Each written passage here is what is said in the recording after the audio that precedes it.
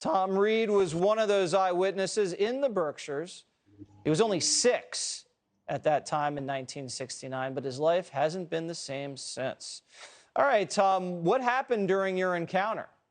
Hey, thanks for having me on, Jesse. You're welcome.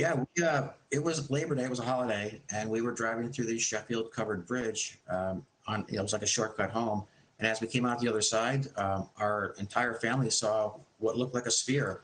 It was a round, it looked like a large cue ball, but it was bigger than our station wagon, and it kind of rose from the banks of the Housatonic River off to the left side of the bridge. And as we continued going forward, there was another orange one to our right, which would be like at 5 o'clock if you were a clock. And that one stayed lower to the water. And my mother kept going, maybe 20 or 30 yards down the road until she saw a clearing. And when we stopped, we all looked over this clearing, trying to get a second look at this thing.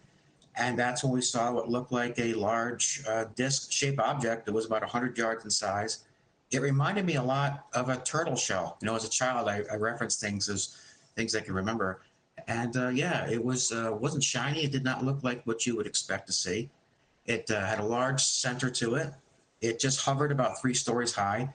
I've mentioned over the years that it kind of put out a light, but it was the sheen or the shell of it itself that kind of emitted this amber or reddish tint to it. And so we really just sat there looking at it. We were kind of in awe. And at that point, then it just felt like we were deep into a swimming pool, like this pressure change. And there was a tapping sound, reminded me of stones hitting underneath the fender wall of a vehicle. But we were already parked. The lights were on, the car was running, but we weren't moving. Mm-hmm. And then all of a sudden the car lit up, and then everything kind of went silent. This vacuum of silence is the way I worded it. And then all of a sudden, bang, everything came back to life again, crickets, the sounds of nature. And then that's the last thing I remember from being in the vehicle. So what were the health effects that you experienced? Well, my brother had marks on his chest behind his right ear. I had a mark on my right arm.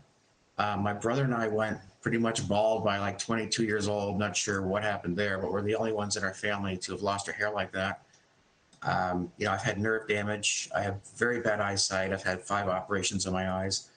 And a friend of mine, too, that was involved in this case, too, has the same eye problem that I do. That is really bizarre. And the state of Massachusetts has classified this as legit? Yeah. Made the cover of the Boston Globe. Our family got inducted into history.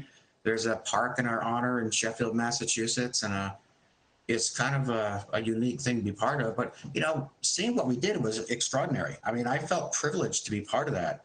And like I've told other people, this little off-world incident that we were involved with wasn't all that trying. It was really the on-world, how people treated us, after talking about something that they couldn't get their heads around, Yeah, well, it is a fascinating story, and we hope you feel better from your physical ailments. Yeah, And thank you. thank you for coming on and sharing your story on Primetime. Thanks for having me, Jesse. Thank you so much.